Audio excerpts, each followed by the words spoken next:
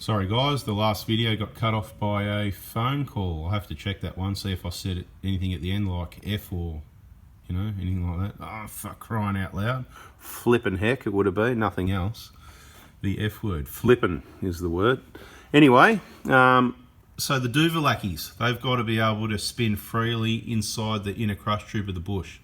So the biggest problem with bushes is when people do wheel alignments and those Duvalakis are seized to the inner part of the bush and they twist it to just your camber or caster and they don't know that it's seized and it rips the bush, and then obviously it gets locked up by the 90mm bolt going through and then bouncing around. Bushes can only twist up to, what is it, 30% or 30 degrees, something like that anyway, not a lot. Less is best, which is why they also need to be tightened up on the ground, so it'll be getting a wheel alignment on a 4-poster. If you ever change these arms, again, you've got to drop it on the ground and do everything up in a neutral position, same as these bottom shock bushes.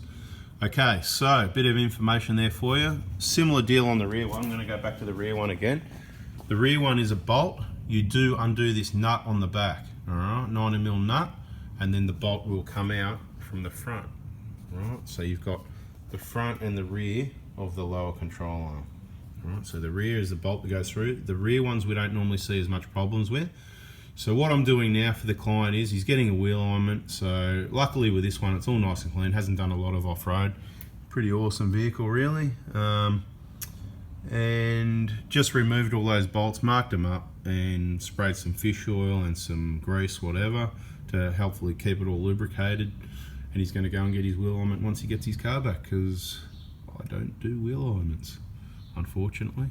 Maybe if I did, we'd be able to get them done right. Anyway, that's another story. That's another video. Lower control on bushes, that's how to look after them. Alright guys, have a nice day. Hope you watched the right video first. See ya.